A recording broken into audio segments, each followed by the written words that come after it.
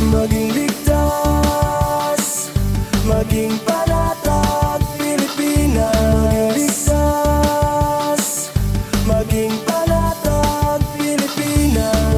Ligtas, maging panatag, Pilipinas. Ligtas.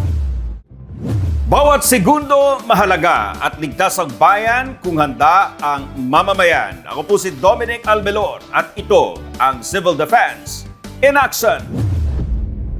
Narito na ang mga aksong mga balita sa Civil Defense in Action. San Juanico Task Group binuo para sa kaligtasan ng mga motorista na gagamit ng tulay. Alinsunod sa kautusan ni Pangulong Ferdinand R. Marcos Jr. Office of Civil Defense magkikipagtulungan sa mga lokal na pamahalaan ng Negros Island para makabuo ng malawakang evacuation plan. Mga ilog at waterway sa La Castellana, Negros Occidental nagkulay putik kasunod ng ashfall ng Bulkang Kanlaon. Inyong OCD agad nagbabala sa masamang epekto nito sa kalusugan at kapaligiran. Aerial survey isinagawa ng inyong Office of Civil Defense para malaman ang lawak ng pinsala ng pagbaha sa Maguindanao del Sur. At upang mas malawak ang maabot at madaling maintindihan, local dialect ginamit sa pamamahagi ng Information, Education and Communication o IEC materials sa mga komunidad ng Office of Civil Defense, Ilocos Region.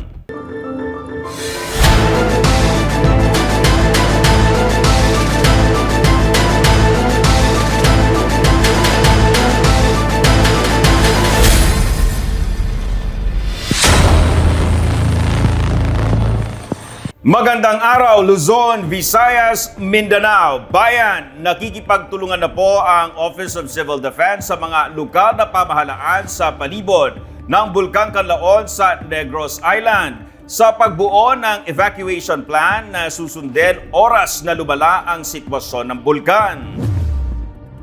Ayon kay OCD, Negros Island Region Director Donato Serbeno III, bukod sa contingency plan, nangangalap na ng datos para sa evacuation plan ang Regional Incident Management Team sa mga LGU. Una nang ipinag-utos ni OCD Administrator Undersecretary Ariel F. Nepomuceno ang pagtukoy sa partikular na pangangailangan ng mga apektadong individual o lugar. Halimbawa, saan lilikas oras na may malakas na pagsabog ng bulkan at ang mga sasakyang susundo sa mga residente sa itinalagang collection points. Sa naging pagbisita ni Yusek Nepomuceno sa Negros Occidental, sinabi niya pinaghahandaan na rin ng OCD kung sakaling lumala ang sitwasyon at ang pagdedeklara ng alerto mula sa Level 3 patungong Level 4 na mangangailangan ng paglikas ng karagdagang 100,000 tao, oras na palawakin sa 10-kilometer radius extended danger zone. Nasa 1,700 pamilya na nakatira sa 6-kilometer extended danger zone ang pansamantalang nananatili sa 13 evacuation centers sa bayan ng La Castellana. Gayon din sa mga lungsod ng La Carlota at Bago. Nakatakda rin magtayo sa San Carlos City ng relocation o resettlement site ng mga residente ng Barangay Codcod. Kailangan namang maghanap ng La Carlota ng evacuation area dahil posibleng abutin ng pyroclastic density current ang Hagimit, San Miguel at La Granja sa malakas na pagsabog ng bulkan. Tinukoy ng La Castellana na posibleng evacuation site ang mga barangay ng Talaptap at Lalagsan. Malapit naman sa coastline ang nakikitang relocation site ng Bago City. Ayon pa kay Director Serbeno, idudulog nila ang pagtatayo ng evacuation center sa National Task Force Kanlaon na nangangasiwa at nakikipag-ugnayan sa lahat ng mga programa ng gobyerno, aktibidad at proyekto upang matiyak ang mabilis na recovery period sa mga apektadong komunidad. Nagkulay putik ang mga ilog at waterway sa La Castellana, Negros Occidental kasunod ng ashfall ng Bulkang Kanlaon kaya agad na nagbabala ang Office of Civil Defense sa masamang epekto nito sa kalusugan at kapaligiran.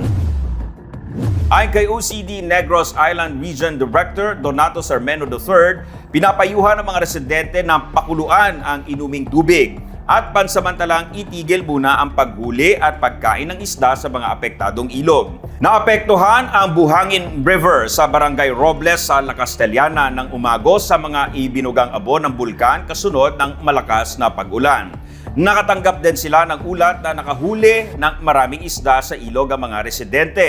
Pero payo ng OCD, huwag itong kainin ng mga tao. Nagbabala rin ang OCD sa mga nakatira malapit sa riverbanks na maging alerto sa biglang pagtaas ng level at agos ng tubig. Ayon kay La Castellana Mayor Rumayla Mangilimutan, nagkulay putik din ang ilang waterway sa barangay Biak na Bato at Kabagnaan dulot ng Pyroclastic Density Current o PDC. Muling nagpaalala ang Negros Occidental Provincial Health Office sa mga residente na ugaliing magsuot ng face mask upang makaiwas sa respiratory diseases, gayon din sa skin irritations. Nagpapatupad na ang Regional Task Force Canlaon ng limitadong oras ng pagpasok sa 6-kilometer Extended Danger Zone sa Bulkang Canlaon. Ito ay dahil sa pagbaba ng bilang ng mga naitatalang volcanic earthquakes at sulfur dioxide flux na nasa 2,078 tons per day na lang at ang plume na 200 meters na lang ang pinakamataas. Mayroon na rin lang na moderate pero patuloy na tinatawag na degassing at paminsan-minsang ash emissions. Sinabi ni Director Donato Sermenio III ng OCD Negros Island Region na alam na rin ito ng mga local government unit at ng Department of Agriculture. Nilinaw ni Director Cerbedo na ang pagpayag nila ay may oras lang na mula 6 a.m. hanggang 4 p.m. Ang kanilang pagpayag ay dahil na rin sa kumakalma na ang Bulkang Canlaon. Pero giit ni Cerbedo ay lagi silang nakaalerto sa anumang posibilidad ng bulkan.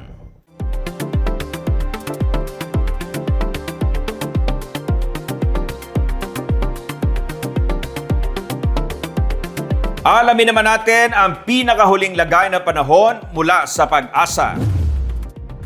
Ito ang ating latest satellite image kung saan kasalukuyan nga ay may minomonitor tayong low pressure area sa loob ng Philippine Area of Responsibility. Itong low pressure area na ito ay napakababang tsansa na maging isang ganap na bagyo.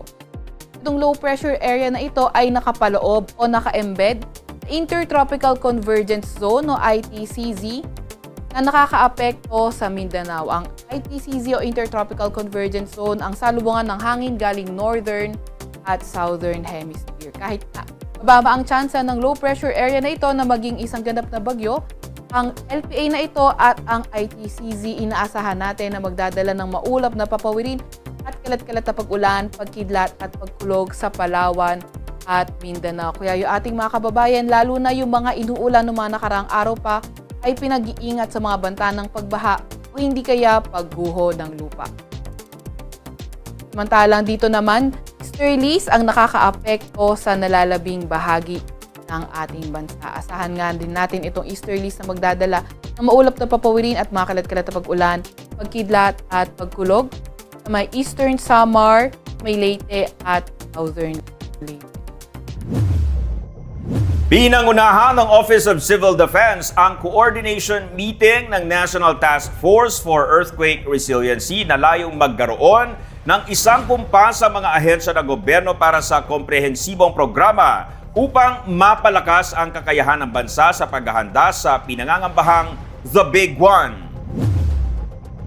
Lumahok ang mga ahensya ng gobyerno tulad ng Department of Science and Technology, Department of Social Welfare and Development, Department of the Interior and Local Government, Department of Public Works and Highways, Department of Health, Department of Budget and Management, Armed Forces of the Philippines at ang Philippine Institute of Volcanology and Seismology. Unang binuo ni Defense Secretary at NDRRMC Chairman Gilberto C. Teodoro Jr. ang task force mula sa utos ni Pangulong Ferdinand R. Marcos Jr. na humulma ng isang Integrated National Earthquake Resilience Program. Ayon kay Office of Civil Defense Administrator Undersecretary Ariel F. Nepomuceno, tuloy-tuloy ang pagsisikap ng ahensya na paghusayin pa ang disaster response capabilities ng mga lokal na pamahalaan, komunidad, stakeholders at pribadong sektor. Mahalagaan niyang gawing ehemplo ang Japan at ito ang nais ng OCD na magawa ng Pilipinas sa paghahanda at pagharap sa mga malalakas na lindol. Ayon pa kay Yusek Nepomuceno, malaki na rin ang naumpisahan at nagawa ng mga ahensya ng gobyerno upang mapabuti ang rescue at relief efforts ng bansa. Binigyang diin naman ni DENR Secretary at National Task Force for Earthquake Resiliency Chairperson Maria Antonia Yulo Loizaga ang kahalagahan ng matitibay na infrastruktura at makikipagtulungan sa pribadong sektor para makamit ang national resilience o katatagan ng bansa sa anumang pagsubok. Anya, mahalagang matalakay ng gobyerno at pribadong sektor ang satihiya upang manatiling malakas ang ekonomiya kasunod ng isang sakuna at kalamidad. Pagkakataon din ang coordination meeting upang magambag ang mga ahensya ng mga kritikal na impormasyon sa mga asset, tauhan, operational protocols at logistical capacities ng bawat isa. Layunin nitong magkaisa ang mga ahensya sa pagbuo ng plano at programa na magiging sandigan ng gobyerno sa magiging direksyon, tugon at pagbangon sa mga matitinding lindol na maaaring yumanig sa bansa. At upang mas malawak pa ang maabot at madaling maintindihan, gumagamit ng local dialect sa kanilang ipinamamahaging information, education and communication o IEC materials sa mga komunidad ng Office of Civil Defense Ilocos Region. Paliwanag ni OCD Ilocos Region Director Lawrence Mina, sa kapihan sa Ilocos ng Philippine Information Agency, kailangang maitaas ang kaalaman ng mga komunidad sa pamamagitan ng paggamit ng mga relatable at accessible materials. Halimbawa na lang sa mga kampanya sa paghahanda sa panahon ng tag-ulan at iba pang kalamidad. Ayon kay Director Mina, pinalalakas ng OCD Ilocos Region ang kanilang IEC initiative para mas maraming komunidad ang matulungan. Sa mga tarpaulin na ikinakabit nila sa mga barangay hall, mga opisina sa munisipyo at eskwelahan patungkol sa paghahanda at pag-iingat sa baha at landslides, tadtad ng visual reminder, simple ang paliwanag sa local dialect na akma sa sitwasyon at lugar. Naglabas din ang OCD Ilocos Region ng mga video sa salitang Ilocano na mapapanood sa mga LED display sa pampublikong lugar. Ayon pa kay Director Mina, bata man o matanda, madaling maiintindihan ang mga babala, lalo ng mga video na naisalin sa wikang Ilocano. Ayon kay Adrian Pagsulingan, Information Officer ng OCD Ilocos, kahit ang mga LDRRMO ay may localized IEC materials, nakasalin din sa Ilocano ang mga mensahe sa online tulad sa Facebook page. Nakikipagtulungan din ang OCD sa media partners tulad ng Philippine Information Agency para sa agarang paglalabas ng weather updates at safety bulletin. Sa kabila ng National Alert Systems, sinisikap naman ng OCD Ilocos Region ang pagbuo ng localized alert system upang maging community-specific ang mga ipinakakalat na impormasyon. Bumuo na ng San Juanico Task Group para batiyak ang kaligtasan ng bawat motoristang dadaan sa tulay. Alinsunod na rin sa kautusan ni Pangulong Ferdinand R. Marcos Jr. Ang maaksong balitang yan sa Civil Defense in Action Report na ito. Kasunod ng tagubilin ni Pangulong Ferdinand R. Marcos Jr. na takin ang tinatawag na structural safety ng San Juanico Bridge, binuo ang San Juanico Task Group na hindi lang tututok sa tulay, kundi lalo na sa mga motorista na daraan doon.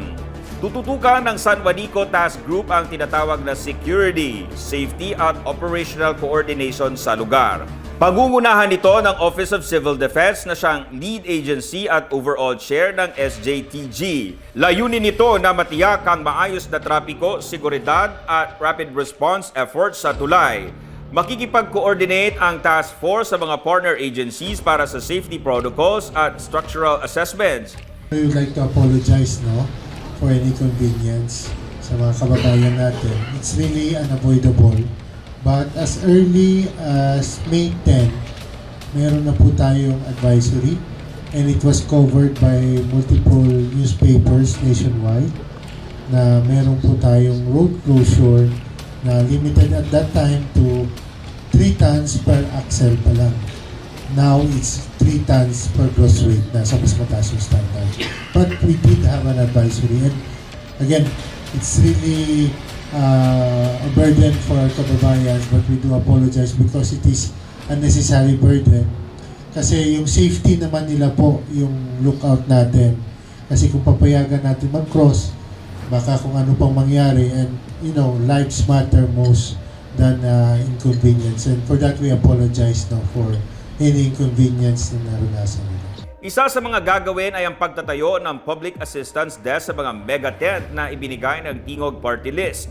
Matatagpuan ito sa magkabilang dulo ng tulay. Samantala, ang Department of Public Works and Highways naman ang tututok sa tinatawag na vehicle weighing station para matiyak na lahat ng dadaan sa tulay ay sapat o tama lang ang timbang. We have a lot of PNP personnel at the site. Nagmaman din sila ng kaya nga nag-request yung DPWH ng PNP personnel.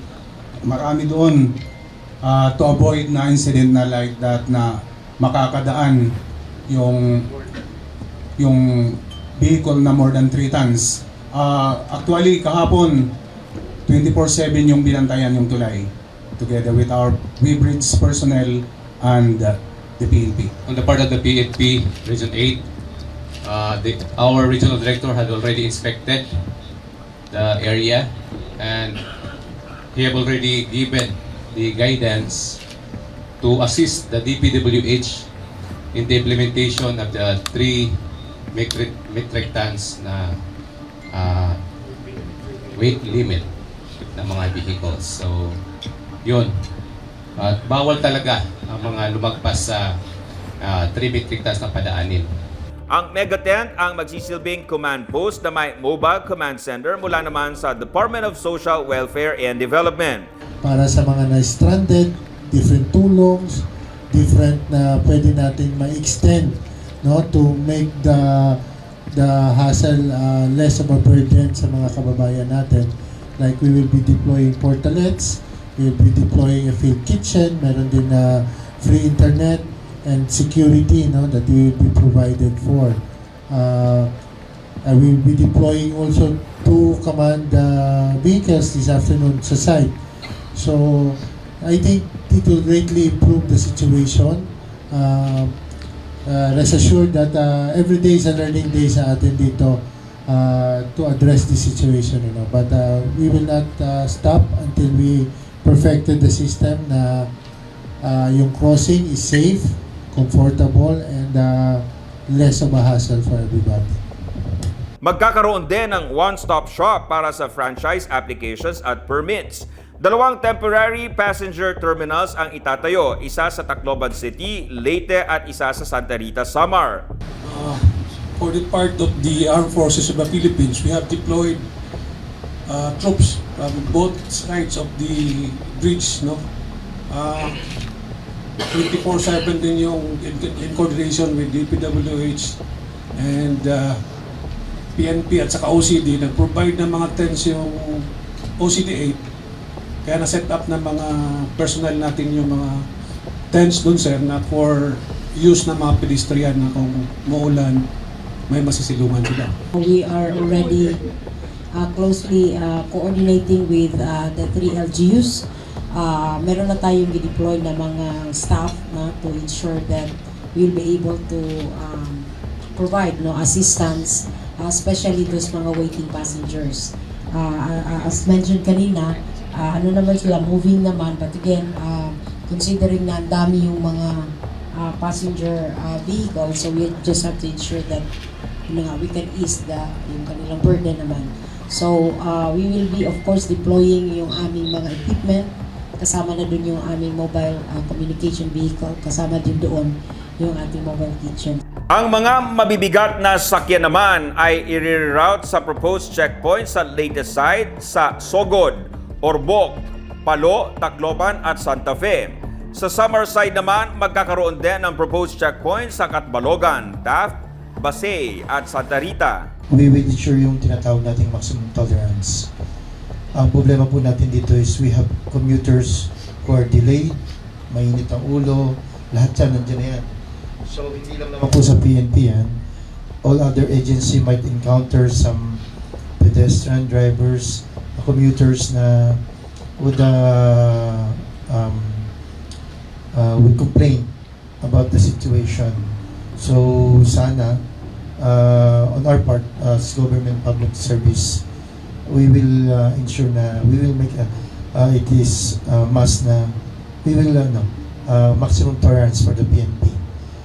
Except kung unruly na talaga, doon nga pumapasok ang public security. Epektibo ang naturang mga alituntunin kahapon, May 18, 2025. Bukod dyan ay hindi na papayagan ng mga tao na maglakad sa tulay kundi pasasakayin sila sa coasters at light vehicles. Ayon kay OCD Administrator Undersecretary Ariel F. Nepomuceno, mahalaga ang kooperasyon ng publiko. Hinikayat niya ang mga gagamit o gumagamit ng San Juanico Bridge na sumunod sa mga ipinatutupad na alituntunin para sa kaligtasan ng lahat. Ay kinakailangan nila ng emergency repair po dyan. Nang tanungin namin, ano ang rough estimate, very rough estimate po ito, wala pa po masyadong detalye, between 300 to 500 million pesos yung kinakailangan nilang pang-repair dyan. Eh wala naman po sa budget po yan na sa ngayon, yun ang alam po namin ng DPWH. Kaya inaaral namin kung pwede ba yan makuha dun sa NDRRF fund natin. Ayaw naman po namin i-volunteer dahil nakangamba naman po tayo. Oo, saka last year nga po. O, kinapos din po tayo last year eh. Buti na lang, tumulong po ang Office of the President ng bandang late November to December. Nangihingi na po kami ng pondo talaga sa Office of the President po. Ang Office of Civil Defense Eastern Visayas kasama ang Regional Disaster Risk Reduction and Management Council ay pinanatili ang Blue Alert status sa lugar na ang ibig sabihin ay heightened preparedness and alertness. Narito pa ang mga aksong mga balitang dapat ninyong abangan. Aerial inspection sa Maguindanao del Sur. Isinagawa kasunod ng mga pagbaha sa lugar dahil sa thunderstorms. At Negros Occidental, niyanig ng malakas na lindol. Lahat ng mga aksong balitang yan at iba pa sa pagbabalik ng Civil Defense in action. Maging ligtas, maging panatag, Pilipinas. Maging panatag, Pilipinas. Maging panatag, Pilipinas. Ding dong! Uy, may safety tips for you. Pwedeng para sa lindol, pero pwede rin pang love life mo. Number 1, iwasan maglagay ng mga babasagin sa mataas na lugar para iwas ma-fall kapag may malakas na lindol. Number 2, make sure na alam ng lahat ang emergency exit para makalabas agad pag ayaw mo na. Kapag tapos na ang lindol. And number 3, speaking of exit, dapat may label. Mahirap kasi kapag walang label. Ang fire exit, fire extinguisher at iba pang emergency equipment. Simple tips para ligtas ang puso at sarili sa panahon ng sakuna. #panatag ang may alam. Kapag lumindol ng malakas, normal lang bang matakot? Aba, oo naman. Pero ang mahalaga, alam mo ang gagawin. Tulad ng duck, cover, hold. Duck, umupo agad para maiwasang matumba dahil sa lindol. Cover, protektahan ang sarili sa mga pwedeng ma-fall sa iyo. Hold, huwag mo nang tatakbo palabas. Hintayin tumigil ang lindol at pakiramdaman ng paligid bago lumabas ng bahay o gusali. Lagi ang tandaan para mabawasan ang pangamba sa oras ng sakuna. Duck, cover, hold. #panatag ang may alam. Mga kabataan, si Dingdong to. Meron akong tips na gustong i-share tungkol sa dapat nating gawin matapos ang pagputok ng bulkan. Kapag pinayagan ng makauwi sa inyong bahay, for sure, sunod-sunod na ang utos ng mga magulang natin yan. Pero, wait lang siguraduhin may takip pa rin ang bibig at ilong dahil masama sa kalusugan ang paglanghap ng volcanic ash. Walisin din muna ang mga naipong abo sa bubong, pinto at bintana bago ito basain. Bibigat kasi ang abo kapag nabasa ito.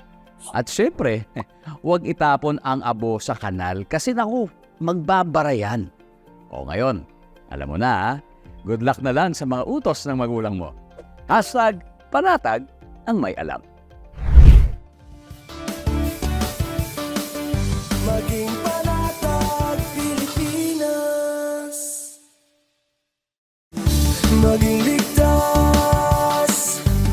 maging panatag, Pilipinas. Ligtas, maging panatag, Pilipinas. Ligtas, maging panatag, Pilipinas. Ligtas. Nagbabalik ang Civil Defense in action. Nagsagawa po ng aerial survey ang OCD Bangsamoro Autonomous Region sa mga binahang lugar sa Maguindanao del Sur. Ang pagbaha ay bunsod ng patuloy na epekto ng Intertropical Convergence Zone o ITCZ sa Bangsamoro Autonomous Region in Muslim Mindanao o BARM.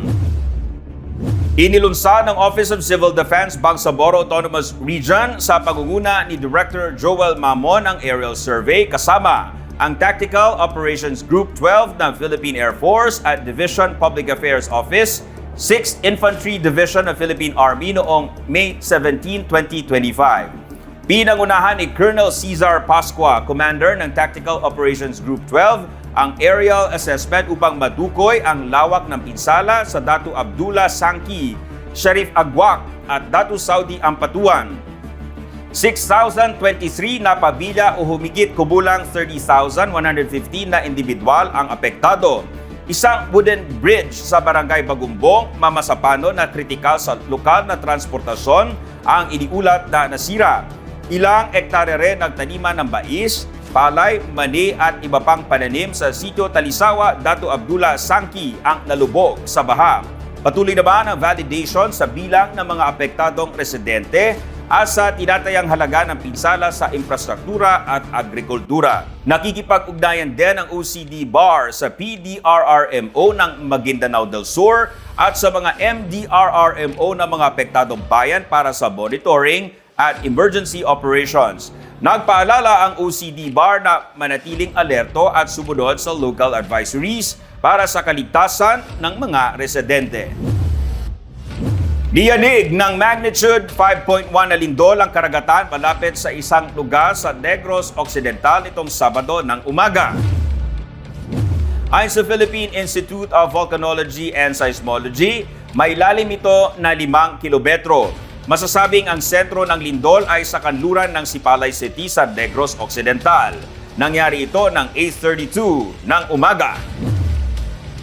Binisita ni OCD Administrator Undersecretary Ariel F. Nepomuceno ang Provincial Social Welfare and Development Office Warehouse ng Cagayan para tingnan ang kondisyon at operasyon nito lalo na sa panahon ng sakuna.